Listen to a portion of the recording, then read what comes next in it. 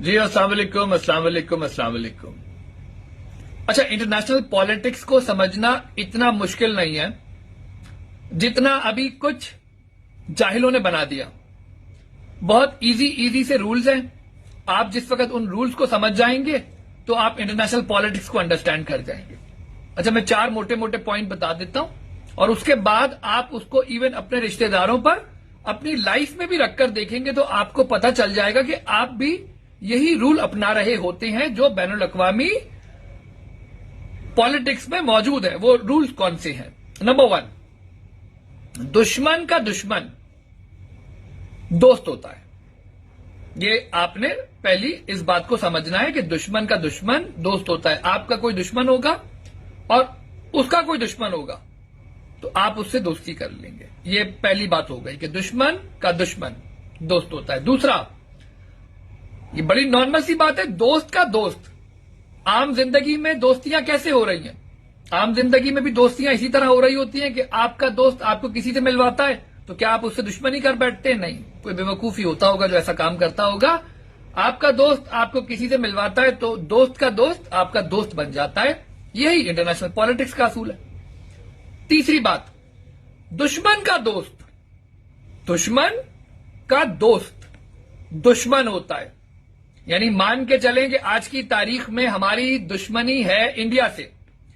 अब इंडिया के साथ कोई दोस्ती कर लेता है तो हमें उसे मजबूरन अपना दुश्मन कहना पड़ेगा। ये बैनुल अक़वामी कानून कहता है। और आज हम आपको इस वीडियो में यही बताएंगे कि इंडिया के साथ किसने एग्रीमेंट किए हुए हैं। और मैं खुफिया एग्रीमेंट की तो बात ही नहीं करूंगा, इसीलिए आपके जो नीचे कमेंट्स हैं वो खोले जाते हैं ताकि आप दिल खोलकर गालियां भी दें, दिल खोलकर अपने मामलात का इजहार करें। क्योंकि मैं कोई ऐसा इस्लामी डिक्टेटर नहीं हूं जो किसी मुल्क में नाफिज होने के बाद अपने मुखालिफिन को मारना शुरू कर दूं, कत्लेआम शुरू कर दूं, कत्लो गारत गरी शुरू कर दूं।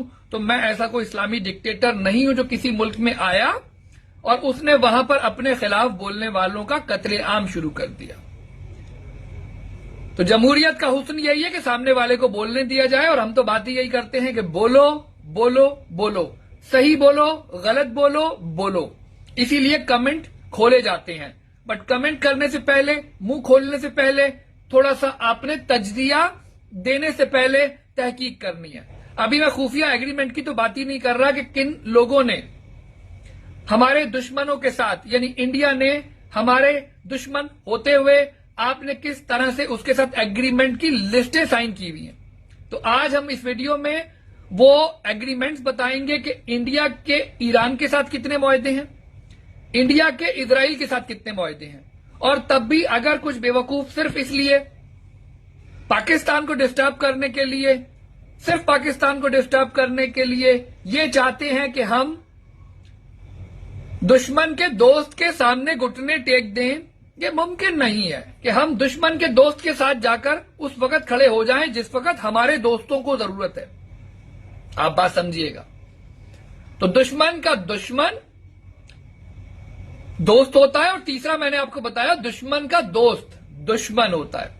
मिसाल, अगर मुल्क ए का दुश्मन मुल्क बी है, यानी हमारा दुश्मन इंडिया है, ये कोई ढकी छुपी बात नहीं है, तो आप कैसे जाके उससे एग्रीमेंट कर लेंगे? तो आज उन एग्रीमेंट के बारे में बताया जाएगा कितने एग्रीमेंट किए हैं मिस्टर ईरान ने इंडिया के साथ।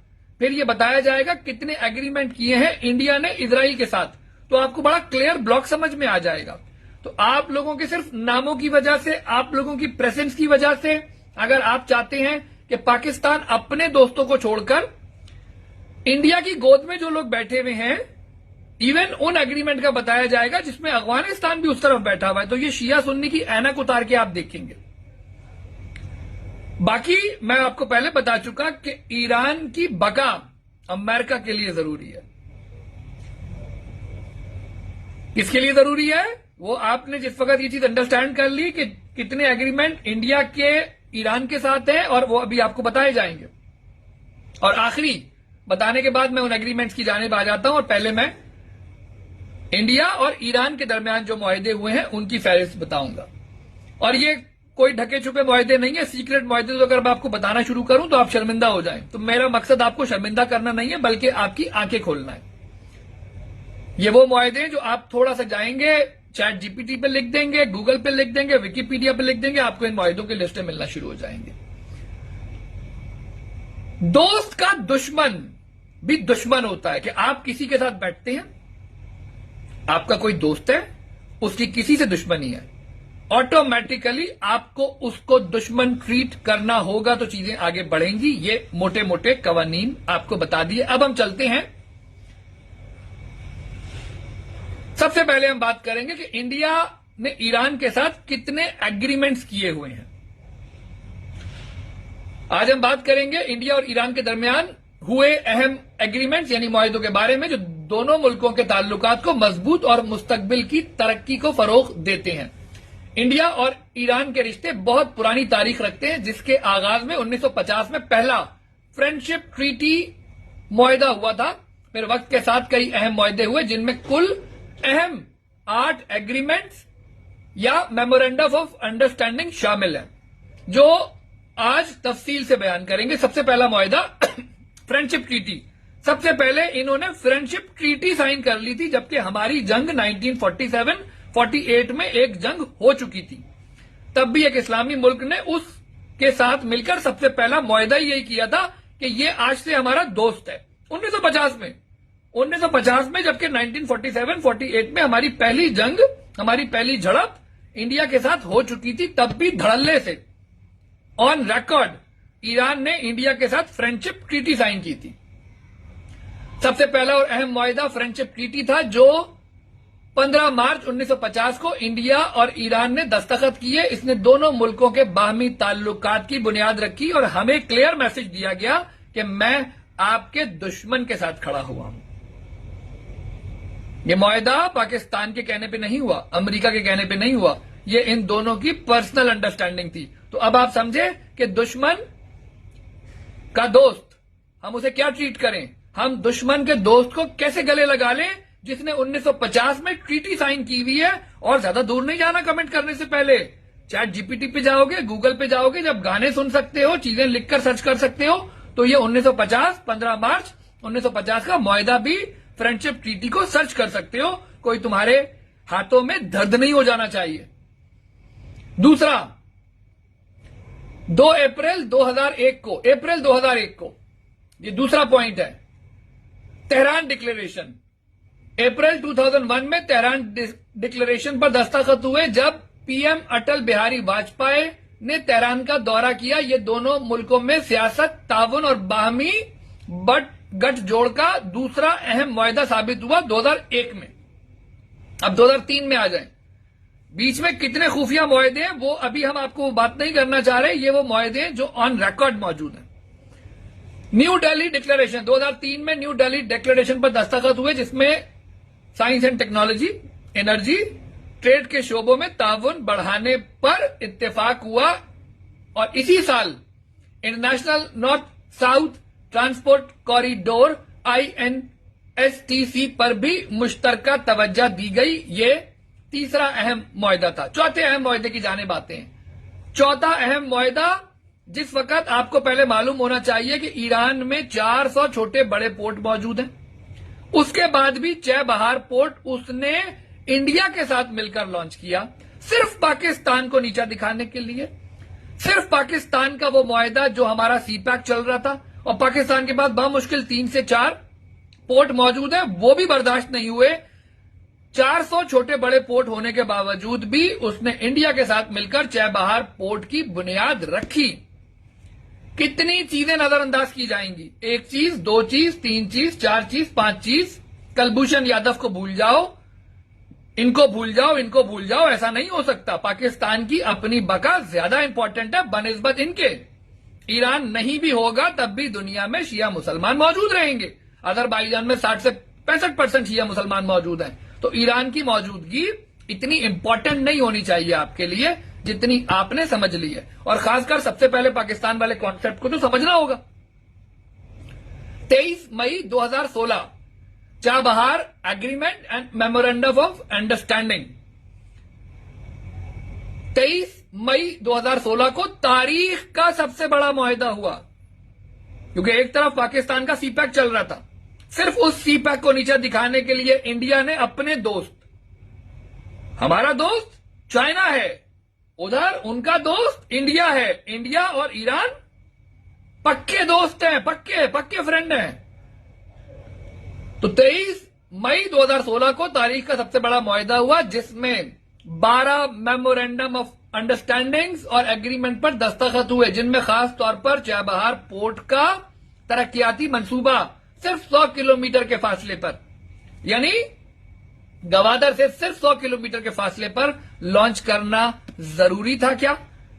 जरूरी था क्या? हां, सिर्फ पाकिस्तान को नीचा दिखाने के लिए हमारे दुश्मनों की गोद में बैठकर एग्रीमेंट किए जाते हैं। और अब यहां पे वो लोग जो डिस्टर्बेंस क्रिएट करना चाहते हैं, वो ये चाहते हैं कि नहीं, वहां कुछ भी होगा तो हम यहां डिस्टर्बेंस क्रिएट करेंगे, और उसके बाद अगर हमारा कोई जनरल सही डिसीजन लेते हुए ये बात बताए कि ज्यादा मोहब्बत है तो उस तरफ जाकर बैठ जाओगे, ज्यादा मोहब्बत है तो उस मुल्क की नेशनैलिटी ले लोगे।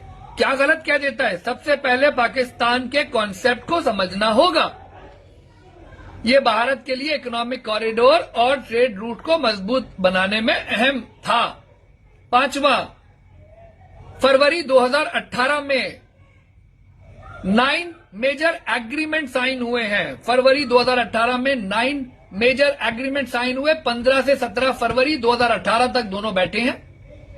प्रेसिडेंट हसन रोहानी के द्वारा इंडिया पर 9 मेजर मेमोरेंडम ऑफ अंडरस्टैंडिंग और एग्रीमेंट पर दस्तखत हुए। इसमें economic cooperation, trade facilitation, connectivity, visa arrangement. हमें वीजा नहीं मिल सकता इंडिया का, ईरानियों को वीजा मिलेगा क्योंकि वो तो दोस्त है, जैसे हमें चाइना का मिलता है। वीजा अरेंजमेंट और चाबहार पोर्ट के मजीद मुआहिदे शामिल थे, क्योंकि बहुत इंपॉर्टेंट है चाबहार पोर्ट। अब बात आती है मई 2024 की, तो 10 मई 2024 को Chabahar port operating contract sign हो जाता है। 13-14 मई 2024 को India port global limited IPGL और ईरान ने 10 साला ऑपरेटिंग कॉन्ट्रैक्ट साइन किया है। 2024 में अगर ऑपरेटिंग कॉन्ट्रैक्ट साइन हो रहा है कि इसको ऑपरेट इंडिया करेगा, तो 2034 तक इंडिया वहां पर रहने का पाबंद है। तो आप क्या चाहते हैं? आप क्या चाहते हैं कि आपकी मोहब्बत में, आपकी वजह से पूरा मुल्क दाव लगा दिया जाए और यह बात ना कही जाए कि भाई, और पहले मालूम करेंगे 7.5 लाख ईरानी बड़े आराम से अमेरिका में खुशो खुर्रम जिंदगी बसर करते हैं। ईरान के पास लैंड पाकिस्तान से डबल है, ईरान के पास तेल पाकिस्तान से ज्यादा है, हर चीज में हमसे आगे है। तो सिर्फ वो पाकिस्तानी उनके लिए, चाहे सुन्नी मुसलमान हो, शिया मुसलमान हो, जिनका दिल धड़क रहा है, उनके लिए एक नेशनैलिटी प्रोग्राम ही लॉन्च कर दे, तो क्या गलत हो जाएगा? अब आती है बात 2018 फरवरी में ट्राइलेटरल एग्रीमेंट है। तो अब थोड़ा सा शिया सुन्नी से उठकर सोचना है आपने।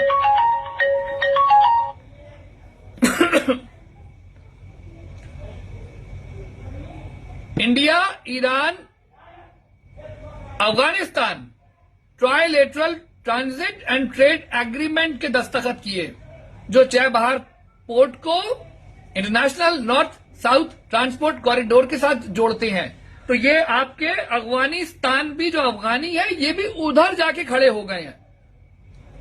अफगानी भी उधर जाके खड़े हो गए हैं, दुश्मन के दोस्त बन के खड़े हो गए हैं। तो ईरानी और अफगानी, जस्ट अ मिनट, तो अफगानी भी जाकर उनकी गोद में बैठ गए, ईरानी भी जाके इंडिया की गोद में बैठ गए।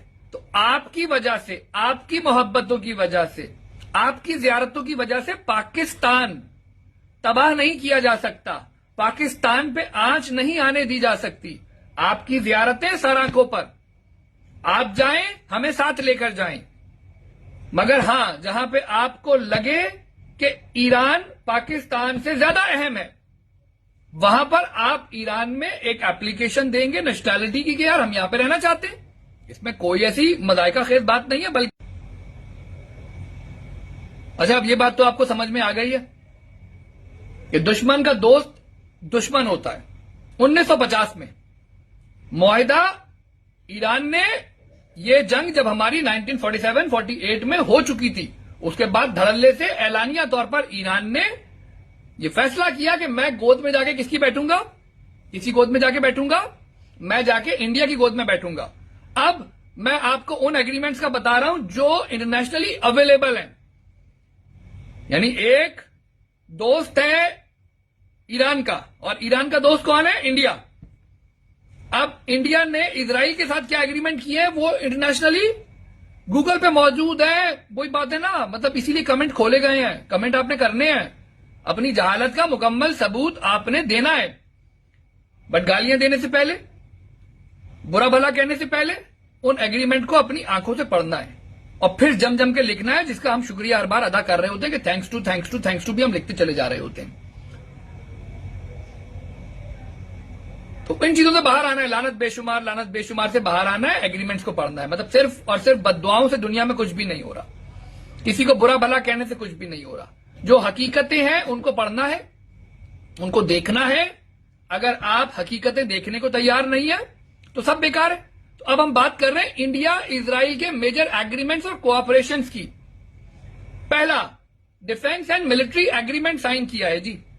ईरान के दोस्त इंडिया ने इजराइल के साथ defence and military agreement sign किया है जो मोस्ट सिग्निफिकेंट है। Barak 8 missile system 2017 plus jointly developed air system by India and Israel है, जिसमें falcon AWACS 2004 onward radar systems हैं, जो इजरायली रेडार सिस्टम है, माउंटेड ऑन इंडियन एयरक्राफ्ट होते हैं जी। तो इजराइल के बने हुए रेडार सिस्टम जब इंडियन एयरक्राफ्ट पे लॉन्च किए जाएंगे, आपको नहीं लगता जैसे जो आपका दोस्त होता है वो कहीं शादी में जा रहा होता है, वो कहीं खाना खाने जा रहा होता है, या कुछ खुद खा रहा होता है, या किसी चीज का बेनिफिट खुद ले रहा होता है, तो आपको भी दे देता है। तो आपको नहीं लगता कि इतनी फ्रेंडशिप एग्रीमेंट होने के बाद इंडिया वो टेक्नोलॉजी ईरान को भी ट्रांसफर करता होगा? आपको नहीं लगता? नहीं लगता तो थोड़ा सोचना है। Israeli radar system mounted on Indian aircraft है। Heron and Searcher drone used by Indian Army for surveillance.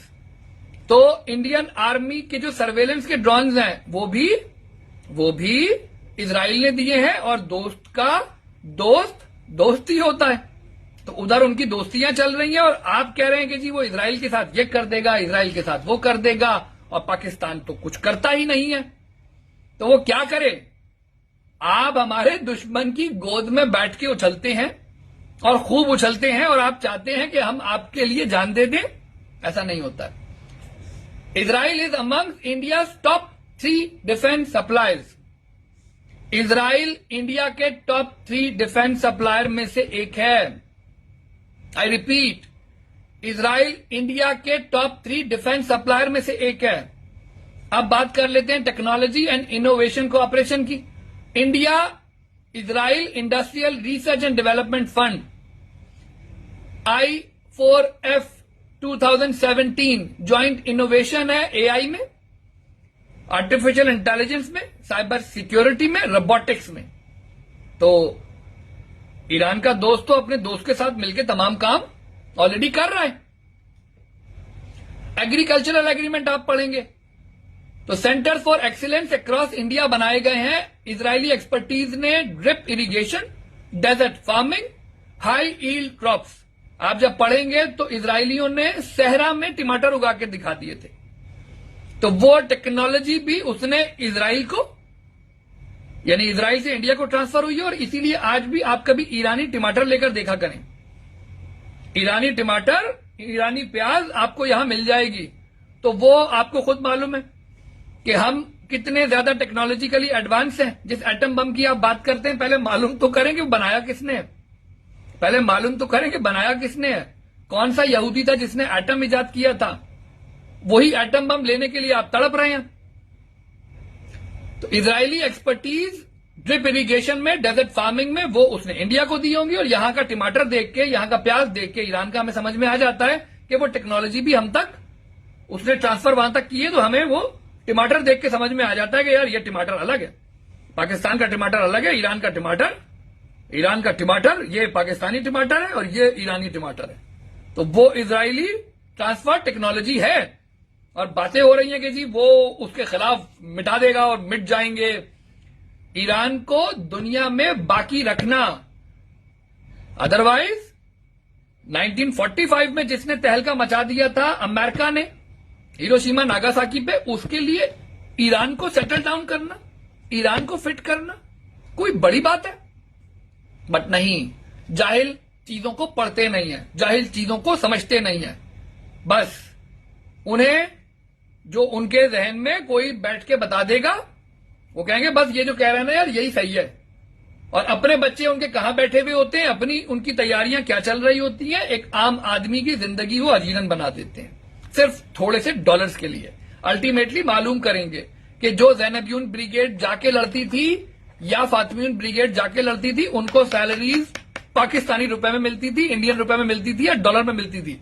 उनको भी डॉलर में मिलती है, उनको भी डॉलर में मिलती है। जो पाकिस्तान से जाके वहां पे लड़ते हैं वो भी डॉलर में सैलरी लेने के लिए वहां जाते हैं। मालूम तो करें कि डॉलर से अगर इतनी कोई नफरत है तो आप मालूम करेंगे फातिमियुन ब्रिगेड के बंदे को लड़ने में, ज़ैनबिन ब्रिगेड के बंदे को लड़ने में सैलरी इंडियन रुपी में मिलती है, चाइनीज रुपी में मिलती है, पाकिस्तानी रुपी में मिलती है, ईरानी रुपी में मिलती है, डॉलर मिलता है भाई साहब, डॉलर। तब जाके वो लड़ते हैं। Water management agreement, cooperation in water recycling, desalination plant, smart water system. Sir desalination plants भी जो ईरान में मालूम करेंगे कि डीसैलिनेशन प्लांट्स मौजूद हैं। वो डीसैलिनेशन प्लांट कहां से आए हैं मालूम तो करेंगे। थोड़ा सोचेंगे ना यार, थोड़ा सोचना पड़ेगा, थोड़ा सा सर को खुजाना पड़ेगा। डीसैलिनेशन प्लांट्स कहां से आ रहे हैं और क्या डीसैलिनेशन प्लांट्स कितने लगे हुए इंडिया में, कितने लगे हुए ईरान में। अब आपको समझ में आएगा कि दोस्ती का फायदा क्या होता है, कि ये उसका दोस्त, उसने दिया तो अल्टीमेटली कहां पर आएगा। तो डीसैलिनेशन प्लांट्स के बारे में जान लेंगे कि ईरान में डीसैलिनेशन प्लांट्स हैं या नहीं है और कितने लगे हुए। Smart water systems, Israel shares advance water technology. वो शेयरिंग कर लेता है एडवांस वाटर टेक्नोलॉजी की, कि भाई ये देखो इस तरह से होता है। जैसे आप कभी सिंगापुर के बारे में मालूम करेंगे तो पता चलेगा कि सिंगापुर के अंदर गटर के पानी को, लिटरली गटर के पानी को पीने के काबिल बना देते हैं। और दुनिया का शफाफ तरीन पानी होता है गटर का पानी, जो सिंगापुर में उसको रिसाइकलिंग करने के बाद वापस लाया जाता है। थोड़ा सा उस पर भी पढ़ेंगे, उस पर भी थोड़ी सी अपनी नजरसानी करेंगे। कमेंट करने से पहले थोड़ी तहकीक करना शुरू करें। लोगों को बद्दुआएं देने से, लानत बेशुमार कहने से कुछ भी नहीं हो रहा है दुनिया में, कुछ भी नहीं हो रहा है। बद्दुआओं से कुछ नहीं होता है। ये सारी कहानियां मुआहदों पे, ये सारी कहानियां अमल पे, ये सारी कहानियां कुछ कर गुजरने पे होती हैं। Civil aviation and tourism agreements, और खुमैनी साहब भी जब आए थे तो वो उस फ्रेंडशिप एग्रीमेंट को ब्रेक कर देते 1950 वाले को। इनकलाब तो आ गया था, तो इनकलाब पे आने के बाद वो कह देते कि भाई हमें नॉन मुस्लिम से इतनी ही प्रॉब्लम है, हम इंडिया से कोई एग्रीमेंट नहीं करना चाह रहे, पर धड़ाधड़ एग्रीमेंट तो हो रहे हैं। तो ये बातें हैं कि यहूदो नसारा दोस्त नहीं हो सकते, वो ईरान के ऊपर अप्लाई नहीं होती कि यहूदो नसारा हमारे दोस्त नहीं हो सकते। ईरान पर वो चीजें अप्लाई ही नहीं हो रही हैं, पाकिस्तान पे अप्लाई करवानी है आपने। तो फिर वही वाली बात है कि भाई वो हाल जो सीरिया का हुआ, वो हाल जो यमन का किया गया, सिर्फ वहां की शिया पॉपुलेशन को इस्तेमाल करके, अगर ये बात बता दी गई कि यहां की पॉपुलेशन को इस्तेमाल करके आप ईरान ऐसा कोई कदम उठाते हुए 10 बार सोचे, या हमने अपने लोगों को बता दिया कि यार आपने बराए करम आपने अलर्ट रहना है। आपने पाकिस्तान ना लेबनान है ना लेबनान बन सकता है। यहां हम जैसे हजारों लाखों करोड़ों लोग रह रहे हैं, कोई कुछ बोल रहा है, कोई चुपचाप देख रहा है। ट्रेड एग्रीमेंट्स, बायलैटरल ट्रेड जो है 7 से 10 बिलियन डॉलर की एनुअल ट्रेड एग्रीमेंट साइन किए हुए उन्होंने, कि 7 से 10 बिलियन डॉलर उन्होंने ट्रेड करनी है। Talk for free trade agreement FTA ongoing है। 2017 में फ्री ट्रेड करने जा रहे हैं वो दोनों आपस में, और वो दोनों करेंगे तो इंडिया को बेनिफिट मिल ही जाएगा। पूरा रेलवे निजाम सब कुछ ट्रांसपोर्टेशन निजाम तो 2017 में हिस्टोरिक एग्रीमेंट किए गए हैं। Indian PM visit to Israel में 7 मेजर एग्रीमेंट साइन हुए थे, स्पेस पे, वाटर पे, एग्रीकल्चर पे, इनोवेशन पे। India Israel ties are strong and strategic. Focus areas में डिफेंस है, टेक्नोलॉजी है, एग्रीकल्चर है। सर मोटी मोटी सी बातें आपको बता दी गई। Summary, India and Israel have strong agreements mainly in defence, technology, agriculture and water management. Their partnership is strategic and focused on development and security cooperation, not a formal alliance against any specific country. थोड़ा देखेंगे, थोड़ा सोचेंगे, थोड़ा समझेंगे, पहले इन चीजों को जाके वेरीफाई करेंगे, उसके बाद आके कमेंट करेंगे। और कमेंट करने से पहले इसको शेयर कर देंगे। और हमें आने वाले वक्तों में हमने आपको लेबनान के बारे में बताना है कि लेबनान को किस तरह से डबो दिया गया।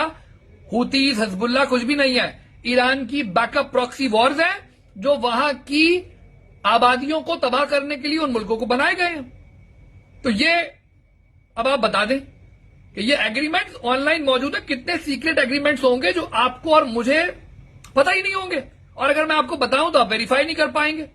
तो इसीलिए आपको बताने की जरूरत ही नहीं है। तो ये तो वो एग्रीमेंट्स हैं जो ऑनलाइन मौजूद हैं, जाके जरा वेरीफाई कीजिए। Thank you.